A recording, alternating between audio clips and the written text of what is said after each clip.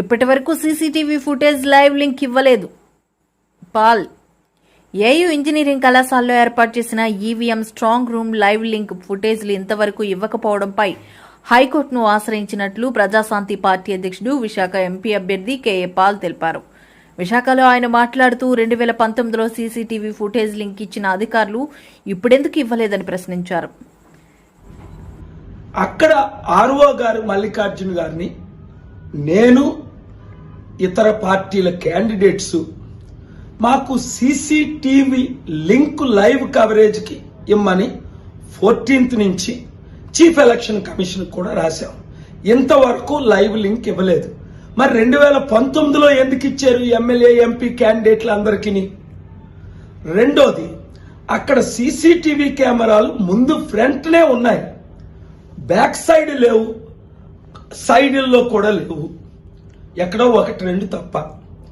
మూడోది, 7 strong room లో 1 ఎస్కోట్ లో 6 విశాఖపట్నం డిఫరెంట్ బిల్డింగ్ లో పార్క్ చేశారు ఈ ఈవీఎంలు వీవీప్యాట్.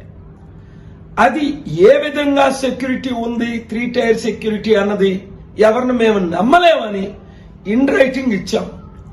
వారు మాకు సీసీటీవీ కెమెరా లింకులు ఇవ్వలేదు, బ్యాక్ సైడ్ సీసీటీవీ కెమెరాలు పెట్టలేదని ఆంధ్రప్రదేశ్ హైకోర్టులో ఈరోజు కోర్టు 20లో నేను ఫైల్ చేసి పిటిషన్ ఆ వాదనలు వినిపించాను. వెకేషన్ కోర్టు 20లో వారు ఎలక్షన్ కమిషన్ ఆఫ్ ఇండియాకి returning officer Visakhapatnam doctor Mallikarjuna గారికి డైరెక్షన్స్ ఇచ్చారు, ఇంటర్మ్ ఆర్డర్స్ కూడా ఇచ్చారు. మీరందరూ వినండి. ఇప్పుడు 3 ఎస్పీలు సస్పెండ్ అయ్యారో లేదో మన ఆంధ్రప్రదేశ్లో, 100 మంది అరెస్ట్ అయ్యారా లేదా, ఈవీఎంఎల్ని బద్దలు కొడుతున్నారా లేదా, 1000 కోట్లు పంచుతున్నారా లేదా, 9000 కోట్లు అమౌంట్ ఈసీఏ సీజ్ చేసిందా లేదా? ఇంత అవినీతి జరుగుతుంటే కాపాడే బాధ్యత మనకుందా లేదా? కనుక ఈ వీడియో అందరికీ షేర్ చేయండి. ఏపీ హైకోర్టులో ఈ రోజు మన వాదనలకు వచ్చిన order election commission returning officer Visakhapatnam వారు ఫుల్ఫిల్ చేయాలి. ఆ ఆర్డర్ కూడా మీకు నేను పెడతాను. చోరీ కేసులో 6 ల్యాప్టాప్లు 3 మొబైల్స్ స్వాధీనం. Dwaraka zone CI Srinivasarao. MVP colony చోరీ కేసులో నిందితుల నుంచి 6 ల్యాప్టాప్లు 3 మొబైల్ ఫోన్లు స్వాధీనం చేసుకున్నామని Dwaraka zone CI CH Srinivasarao తెలిపారు. ఆయన మాట్లాడుతూ తమిళనాడుకి చెందిన 2 యువకులు గణేష్ శంకర్, మంజునాథన్ మహారాష్ట్ర విశాఖలో చోరీలు చేసి వచ్చిన డబ్బుతో జలసాలు చేస్తున్నారు. 2021 నుంచి ఇక్కడ నేరాలు చేస్తున్నారు. ఇక్కడ 15 రోజుల్లో 3 చోరీలు చేశారు. భీమిలి, ఆనందపురంలో కూడా వీరి మీద చోరీ కేసులు నమోదయ్యాయని గుర్తు చేశారు. వీరిని వెంకోజీపాలెం జంక్షన్ వద్ద అరెస్టు చేశామన్నారు. గణేష్ శంకర్కి భార్య, 4 పిల్లలు, ఆటో నడుపుతూ జీవనం సాగిస్తున్నాడు. మీడియా సమావేశంలో MVP station crime SI N Jagadish పాల్గొన్నారు. 24 అండర్ సెక్షన్ 454 380 ఐపీసీలో మేము ముద్దాయిని పట్టుకోవడం జరిగింది. ముద్దాయి పేరు గణేష్ శంకరన్. ఈ తమిళనాడుకు చెందిన వాళ్ళు. వీళ్ళే కాకుండా వీళ్ళతో పాటు ఇంకొంతమంది ఉన్నారు. ప్రస్తుతానికి మన కేసుల్లో గణేష్ శంకరన్ మరియు మంజునాథన్ అనే 2 వ్యక్తులు మనం ఎంబీపీ పోలీస్ స్టేషన్ కేసులో అరెస్ట్ చేయడం జరిగింది. వీళ్ళు తమిళనాడుకు చెందినటువంటి వ్యక్తులు. వీళ్ళు తమిళనాడులో, మహారాష్ట్ర మరియు ఆంధ్రప్రదేశ్లో విశాఖపట్నం, విజయనగరం ఏరియాల్లో ల్యాప్టాప్స్ అండ్ సెల్ ఫోన్స్ దొంగతనం చేసి మళ్ళీ తమిళనాడు తీసుకెళ్ళి అక్కడ చోరు బజార్లో అమ్మేస్తారు. ఆ వచ్చిన డబ్బులతో బెట్టింగ్లు, ఇక మందు, సిగరెట్లు అన్ని జలసాలకు ఖర్చు పెట్టుకుంటూ వీళ్ళు ఇటువంటి దొంగతనాలకు పదే పాల్పడుతున్నారు. వీళ్ళు కాకుండా ఇంకా కొంతమంది కూడా ఉన్నారు. వాళ్ళంతా కలిసి మనకి ఇక్కడ 2021 నుండి కూడా సిటీలు కూడా ఇటువంటి నేరాలు చేస్తున్నారు. అయితే ఈ మధ్యన గత ఈ 15 రోజుల్లో ఎంబీపీ పోలీస్ స్టేషన్ ఏరియాలో కూడా ఒక 3 కేసుల్లో వీళ్ళు దొంగతనం చేయడం జరిగింది. 3 ఇంట్లో దాంట్లో భాగంగా మనం టెక్నికల్ డిపార్ట్మెంట్లో అందరినీ సహాయ సహకారాలతో పట్టుకోవడం జరిగింది. వీళ్ళని ఇంటరాగేట్ చేస్తే దీంతో పాటుగా విజయనగరం 2 టౌన్లో కేసులు ఉన్నాయి, అలాగే ఆనందపురం, అలాగే భీమిలి ఏరియాలో కొన్ని చేయడం జరిగింది. ఈ విధంగా నేరాలు చేసుకుంటూ వీళ్ళు వచ్చే డబ్బుల్ని జలసాలకి వాడుకుంటున్నారు.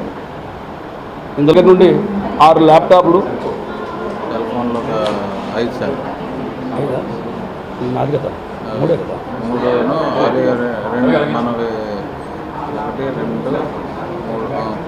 3 సెల్ ఫోన్లు, 6 ల్యాప్టాప్లు రికవర్ చేయడం జరిగింది. ఇంకా వీళ్ళ అసోసియేట్ దొరికితే మిగిలిన కూడా రికవర్ చేయాల్సి ఉంటుంది. ఎంత వాల్యూ చేసాము? ఒక 30, 60, 90 సార్. దగ్గర 1,50,000 వస్తువులు పట్టుకోవడం జరిగింది. 2 ముద్దాయిల్ని అరెస్ట్ చేస్తున్నాం. వీళ్ళని రిమాండ్కి.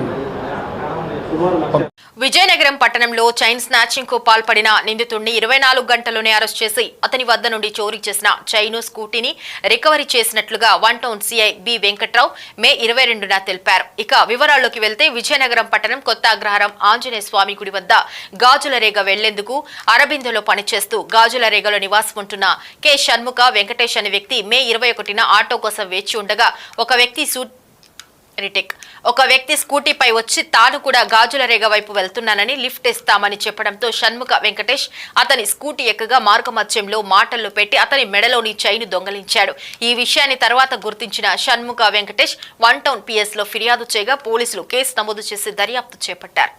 అన్నప్పుడు ఈ కొత్త అగ్రహారం ఆంజనేయ స్వామి గుడి దగ్గర నిలబడి ఆటో లేదా అటువైపు ఏదైనా వెళ్తే దాన్ని ఎక్కి ఆయన ఇంటికి గాజుల రేగ వెళ్దామని చెప్పి వెయిట్ చేస్తుండగా ఒక రెడ్ కలర్ టీషర్ట్ వేసుకొని ఆ బండి ఒక స్కూటీ మీద ఒక అబ్బాయి వచ్చి ఆపి రండి అటే వెళ్తున్నానని చెప్పి అన్నాడు.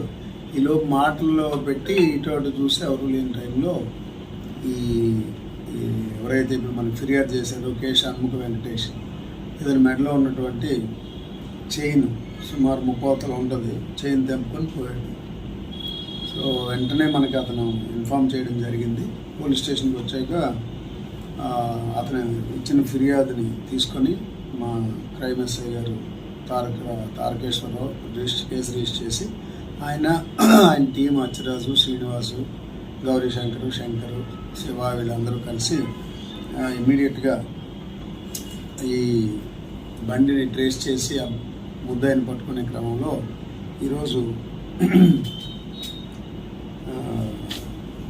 ఎన్సిఎస్ థియేటర్ దగ్గరలో ఈ ముద్దాయి ధనాలి యేసు సన్ ఆఫ్ లేట్ రాముడు లంకాపట్నం ఆయన్ని బండితో పాటు అరెస్ట్ చేయడం జరిగింది. అరెస్ట్ చేసి అతని దగ్గర నుంచి ఇంటాక్ట్ ఈ చైన్ని రికవర్ కూడా చేయడం జరిగింది. అతన్ని అరెస్ట్ చేసి రిమాండ్కి పంపిస్తున్నాం. సో దయచేసి ఎవరైనా ఎర్లీ మార్నింగ్ కానీ అర్ధరాత్రి దాటిన తర్వాత కానీ ఎవరైనా బండ్ల మీద లిఫ్ట్ ఇస్తామన్నా ఏదన్నా అలాంటప్పుడు కొంచెం ఎందుకైనా మంచిది బండి నెంబరు, ఒకవేళ ఆటో అయితే ఆటో నెంబరు రికార్డ్ చేసుకుంటే మనకి చాలా వరకు ఉపయోగపడుతుంది. అలా కాకుండా అయితే మీరు బండి ఎక్కి దింపేస్తారు కదా, టౌన్లోనే కదా అనుకుంటే కాదు. కొంతమంది బ్యాడ్ హ్యాట్స్ ఉన్నారు, వాళ్ళు ఈ రాత్రిపూట 1 గంట తర్వాత ఎర్లీ అవర్స్లోనూ తిరుగుతున్నారు. సో వీళ్ళు అక్కడక్కడ మనకి సెల్ ఫోన్ లాక్కి వెళ్ళడం ఇలాంటివి కూడా సంఘటనలు జరుగుతున్నాయి. మనం పట్టుకొని చాలామందిని అరెస్ట్ చేయడం కూడా మీ అందరికీ తెలిసిందే. కాబట్టి దయచేసి నైట్ ట్రైన్కి వచ్చిన వాళ్ళు కానీ లేదా దేనికైనా వచ్చిన వాళ్ళు ఏదో ఆ టైంలో ఎవరైనా వెళ్తుంటే ఆపి ఎక్కేస్తే ఇంటికి వెళ్ళిపోవచ్చు కదా అని ఆశతో ఎక్కేస్తే మాత్రం ఒక్కోసారి కొంతమంది వ్యక్తుల వల్ల ప్రమాదం జరిగే అవకాశం ఉంది. కాబట్టి సో ఎక్కాల్సి వచ్చింది అని అంటే ఖచ్చితంగా బండి నెంబరు, ఆటో నెంబరు రికార్డు చేసుకోండి. లేదన్నప్పుడు ఎక్కపోవడం మంచిది. సో జాగ్రత్తలు తీసుకోవాల్సిందిగా కోరుచున్నాం. ఈ ముద్దాయిని ఇమీడియట్గా కొన్ని గంటల్లోనే పట్టుకున్నందుకు మా పై అధికారులు అందరూ కూడా ఎస్ఐ గారిని వాళ్ళ టీంని అభినందించడం జరిగింది. పిన్నెల్ని అరాచకానికి బలైపోయిన బడుగు బలహీన మైనారిటీ వర్గాలు అని టీడీపీ రాష్ట్ర అధికార ప్రతినిధి సయ్యద్ రఫీ అన్నారు. ఈ మేరకు ఈయన ఈరోజు టీడీపీ కార్యాలయంలో మాట్లాడుతూ మంచర్ల నియోజకవర్గంలో పిన్నెల్లి అరచకాలకు చాలా మంది ప్రజలు బలైపోయారని అన్నారు. గత కొంతకాలంగా చేస్తున్నటువంటి దౌర్జన్యాల మీద నేను ఈ ప్రెస్ మీట్ ఏర్పాటు చేశాను. అయితే వైసీపీ నాయకులు ఏం మాట్లాడుతున్నారంటే ఎస్సీ ఎస్టీ బీసీ మైనారిటీలు ఓట్లు వేయటానికి వస్తే తెలుగుదేశం నాయకులు అడ్డుకున్నారు, అందుకనే గొడవలు జరుగుతున్నాయి. ఎస్సీ ఎస్టీలు బీసీలు మైనారిటీలు మా పక్షాన ఉన్నారు, మేము వాళ్ళకి ఉద్ధారకులం అని చెప్పి మాట్లాడుతూ ఉన్నారు. నేను ఈ సందర్భంగా మాచర్లలో పిన్నెల రామకృష్ణారెడ్డి అతని సోదరులు అతని ముఠా 6 హతమార్చారు. స్థానిక సంస్థల ఎన్నికల్లో దాడులు దౌర్జన్యాలు 18. మాచర్ల నియోజకవర్గంలో 77 పంచాయతీలు ఉంటే 74 దౌర్జన్యంగా ఏకగ్రీవం చేసుకున్నారు. ఇది ప్రజాస్వామ్యం. జగన్మోహన్ రెడ్డి చెప్పే ప్రజాస్వామ్యం ఇది. మాచర్ల మున్సిపల్ ఎన్నికల్లో ప్రతిపక్ష పార్టీలు ఒక్క నామినేషన్ కూడా వేయనీయకుండా హింసాత్మకంగా అడ్డుకున్నారు. ఎవ్వరు నామినేషన్ వేసే పరిస్థితులు. పోలీసులు, వైసీపీ గూండాలు అక్కడ యథేచ్ఛగా సైర వ్యవహారం చేశారు. దీని మీద నిజ నిర్ధారణ కమిటీ వేసి మా మాజీ MLA Bonda Umamaheswararao, MLC Buddha Venkanna, high court advocate Para కిషోర్లు అక్కడికి వెళ్తే వాళ్ళ కారు మీద తురుగా కిషోర్ అనేటువంటి ఒక గూండా వాళ్ళని చంపటానికి ఇంత పెద్ద దుంగ తీసుకొని ఆ అద్దాలు పగలు కొట్టుకుంటూ చేసినటువంటి దౌర్జన్యం మొత్తం దేశం చూసింది. అయితే ఆ తురుగా కిషోర్కి ఏం చేశాడు జగన్మోహన్ రెడ్డి? మున్సిపల్ చైర్మన్ పదవి కట్టుబెట్టాడు. తాజాగా ఎన్నికల్లో పోలింగ్ బూత్ 202లో పిన్నెల రామకృష్ణారెడ్డి విచక్షణ కోల్పోయి తన సహజ నేర సంస్కృతిలో భాగంగా ఈవీఎంలు ధ్వంసం చేశాడు. దాని మీద పెద్ద ఎత్తున చర్చ జరుగుతూ ఉంది. అతను పారిపోయాడు. విదేశాలకు వెళ్ళాడో తెలియదు, ఇతర రాష్ట్రాల్లో తలదాల్చుకుంటున్నాడో తెలియదు, హైదరాబాద్లో ఉన్నాడో తెలియదు, ఆంధ్రప్రదేశ్లో ఉన్నాడో తెలియదు. పోలీసులు మాత్రం 8 బృందాలు వేసి ఎతుకుతున్నామని చెప్పి చెప్తా ఉన్నారు. నువ్వు ఒక ఎమ్మెల్యేవే కదా, నీకు బాధ్యత లేదా? నువ్వు పారిపోతావా? ఇదా జగన్మోహన్ రెడ్డి ఇతన్ని భుజం మీద చేసి చాలా మంచోడు, ఇతను ఇంకా రేపు ప్రభుత్వం వస్తే ఇంకా పైన అంటే మంత్రి పదవి కట్టపెడతా, ఇతని ఓట్లేసి గెలిపించాడని చెప్పాడు ఈ మహానుభావుడు గురించి. ఆ సందర్భంగా మా Telugu Desam party polling agent Namburu Srinivasarao, ఇది తప్పు, నువ్వు ఈవీఎంలు పగలకూడదు తప్పు అంటే అతను తల పగలగొట్టారు. అతన్ని హత్యా నేరం కింద అరెస్ట్ చేయకుండా గృహ నిర్బంధంలో పెట్టారు. ఎవరిని? ఈ పిన్నెల రామకృష్ణారెడ్డిని. అయితే అక్కడ నుండి దొడ్డిదారిన వెళ్ళాడు, వెనక నుంచి వెళ్ళాడు, ముందు నుంచి వెళ్ళాడు తెలియదు. ఆ ఇంట్లో మాత్రం లేడు, హైదరాబాద్ వెళ్ళిపోయాడు అంటున్నారు. అంటే పోలీసులు చాలా జాగ్రత్తగా ఇతని మీద పెద్ద కేసులు రాబోతున్నాయని చెప్పి దాటిచ్చేశారు. ఇదంతా కూడా జగన్మోహన్ రెడ్డి విదేశాలకు వెళ్ళే ముందు రోజు ఇతను తాడేపల్లి ప్యాలెస్కి వచ్చి అతనితో మాట్లాడిన తర్వాత జగన్మోహన్ రెడ్డి ఇచ్చినటువంటి స్కెచ్ ఆధారంగా అతన్ని పోలీస్ ఆఫీసర్లు ఆ ఇంట్లో నుంచి బయటికి పంపించేశారు. గృహ నిర్బంధంలో పోలీసుల అధీనంలో ఉన్నప్పుడు అతను ఎలా వెళ్తాడు పోలీసులు తెలియకుండా? అంటే పోలీసు వ్యవస్థ ఇప్పటికీ ఎన్నికల కోడ్ వచ్చినప్పటికీ జగన్మోహన్ రెడ్డి చెప్పు చేతల్లోనే పనిచేస్తుంది అనడానికి ఇది ఒక మంచి ఉదాహరణ. అయితే ఈ పెద్ద మనిషి ఏం చేశాడు? ఎమ్మెల్యే పిన్నెల రామకృష్ణ హైదరాబాద్ వెళ్ళి సాక్షి టీవీకి ఇంటర్వ్యూ ఇచ్చాడు. నేను వెళ్ళిపోయాను, పారిపోయాను అంటున్నారు. నేను 2 గంటల్లో అనుకుంటే హైదరాబాద్ నుంచి నేను మాచర్లు వస్తానని చెప్పేసి బీరాలు పలికాడు.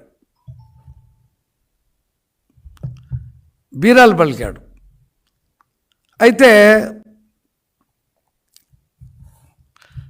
బీరాలు పలికాడు. మరి ఇప్పుడు ఎక్కడున్నాడో తెలీదు. ఎన్నికలు ముగిసి 10 రోజులైనా పిన్నెల్లి రామకృష్ణారెడ్డిని అరెస్టు చేయకుండా ప్రభుత్వ యంత్రాంగం పనిచేస్తూ ఉంది. అంటే ఎన్నికల లెక్కింపులో భాగంగా అనకాపల్లి 4 రోడ్ల కూడలిలో జిల్లా పోలీసుల ఆధ్వర్యంలో మాక్ డ్రిల్లింగ్ చేపట్టారు. ఈ సందర్భంగా జిల్లా ఎస్పీ కేవీ మురళీకృష్ణ మాట్లాడుతూ అసాంఘిక కార్యకలాపాలు జరిగినప్పుడు పోలీసులు ఎలా అప్రమత్తంగా ఉంటూ వాటిని ఎలా ఎదుర్కొంటారు, శాంతి భద్రతలను ఎలా అనే అంశంపై నిర్వహించడం జరిగిందని ఆయన తెలిపారు. ఈరోజు అనకాపల్లి జిల్లాలో mob control mock drill, riot control mock డ్రిల్లో భాగంగా ఒక మాబ్ లాంటిది కానీ ఒక రైట్ కానీ జరిగేటటువంటి సందర్భం ఏదైనా వచ్చినప్పుడు పోలీసులు ఎంత అప్రమత్తంగా ఉంటారు, ఏ విధంగా సన్నద్ధులై అలాంటి మాబ్ని చెదరగొట్టడంలో కానీ లా అండ్ ఆర్డర్ని తిరిగి కంట్రోల్లోకి తెచ్చుకోవడం కానీ, అలాగే రైట్ జరిగేటటువంటి దాన్ని కంట్రోల్లో ఎలా చేసుకోవాలి అనేటటువంటి దాని మీద మాబ్ డ్రిల్ని ఈరోజు ఇక్కడ అనకాపల్లి జిల్లాలో 4 రోడ్ జంక్షన్ దగ్గర పోలీసు సిబ్బంది ఏఆర్ డిఎస్పీ గారు ఆధ్వర్యంలో మరియు అడిషనల్ ఎస్పీ గారి మానిటరింగ్తో ఇక్కడ డిఎస్పీ అనకాపల్లి అప్పలరాజు గారు వీళ్ళందరూ కూడా వాళ్ళ టీమ్స్, ఇన్స్పెక్టర్స్ అందరూ టీమ్స్ కూడా కలిసి సిబ్బందితో అందరితో కూడా ప్రజలందరికీ కూడా అర్థమయ్యేటట్టు ఇక్కడ తెలియపరచడం అనేటువంటి జరిగింది. దీనిలో ముఖ్యంగా ఒక మాబ్ అనేటటువంటిది వచ్చినప్పుడు ఏ రకమైనటువంటి హెచ్చరికలు అనేటటువంటివి తెలియజేయడం జరుగుతుంది పబ్లిక్ అందరికీ కూడా, అక్కడ వచ్చినటువంటి మాబ్కి అనేటటువంటి దాన్ని ప్రత్యక్షంగా చూపించారు. సో ముఖ్యంగా ముందు ఎవరైతే ఒక మాబ్ లాగా వచ్చేదానికి ప్రయత్నం చేస్తారో వాళ్ళ మీద బాష్పవాయువుని ప్రయోగించడం ద్వారా నిరోధించవచ్చు. దాని తర్వాత అప్పటికీ వాళ్ళు వినకపోతే వాళ్ళ మీద లాఠీ చార్జ్ లాంటిది జరపడం వలన వాళ్ళని నిరోధించడం అనేటటువంటిది ప్రయత్నం చేయొచ్చు. అప్పటికీ కాకపోతే వాటర్ క్యానన్స్ని యూజ్ చేసి వాళ్ళని కంప్లీట్గా డిస్పర్స్ చేసి దూరంగా వాళ్ళని చేసే విధంగా చేయొచ్చు. ఏదైనా ఆబ్జెక్ట్స్కి ఫైర్ చేసి ఉంటే వాటిని వాటర్ క్యానన్స్ ద్వారా ఆపడం కూడా చేయడం అనేటటువంటిది చేయొచ్చు. సో ఇవన్నిటిని కూడా చేసినప్పటికీ కూడా మాబ్ కంట్రోల్ కాని పరిస్థితుల్లో ఫైరింగ్ అనేటటువంటి దాన్ని చేసే పరిస్థితుల్లో ఎలా చేయొచ్చు అనేటటువంటి దాని మీద ఒక పద్ధతి ప్రకారం ఒక ఆర్డర్లో ప్రజలకందరికీ కూడా అర్థమయ్యేలాగా పోలీసుల అప్రమత్తతని తెలియపరిచే విధంగా, సో మాబ్ కంట్రోల్లో పోలీస్ వ్యవస్థ ఎట్లా ఇంటి చర్యలు తీసుకుంటుంది అనేటటువంటి దాని మీద ప్రజలకి అవగాహన కల్పించే విధంగా ఈ కార్యక్రమాన్ని చేయడం. దానిలో భాగంగానే ఈ సిబ్బంది అందరూ కూడా పూర్తిగా మమేకమై ఇక్కడ పోలీసు వారే దానికి ఒక మాబ్ లాగా కూడా తయారవడం, ప్రజలందరికీ ముందు అవగాహన కల్పిస్తూ మాబ్ కంట్రోల్ లాంటిది దీనిలో మాబ్ లాగా కానీ రాయట్ కానీ అట్లాంటి వాటికి జోలికి ప్రజలందరూ కూడా వెళ్ళకూడదని, అలాంటి చట్ట వ్యతిరేకమైన కార్యక్రమాల్లో ఎక్కడ కూడా ఎవరు భాగస్వాములు కాకూడదని, అలా భాగస్వాములు అయితే కఠినమైనటువంటి చర్యలు తీసుకునే దానిలో భాగంగా ముందుగా వాళ్ళని కంట్రోల్ చేయడానికి పోలీసు వారు తీసుకునేటటువంటి కఠినమైన చర్యలతో పాటు దీంతోపాటు చట్ట వ్యతిరేకంగా పాల్గొన్నందుకు కఠినమైనటువంటి చర్యల్లో భాగంగా సెక్షన్స్ ద్వారా కేసెస్ కూడా రిజిస్టర్ చేయబడతాయి అలాంటి వాటికి.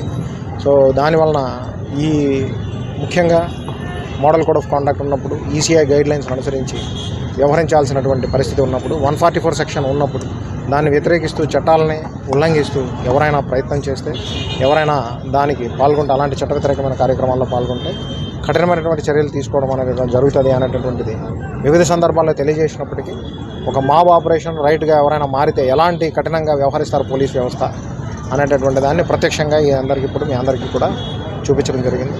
మీ ద్వారా అనకాపల్లి జిల్లాలో ఉన్నటువంటి పబ్లిక్ అందరికీ కూడా అవగాహన కల్పించే విధంగా, అలాగే ప్రజలందరూ కూడా చట్టానికి లోబడి ఉండే విధంగా, ఎక్కడ కూడా ఒక మాబ్గా కానీ రైట్కి ప్రేరేపించే దిశగా వెళ్లకుండా ఉండే విధంగా అందరికీ కూడా అవగాహన కల్పించడం అనేది జరిగింది.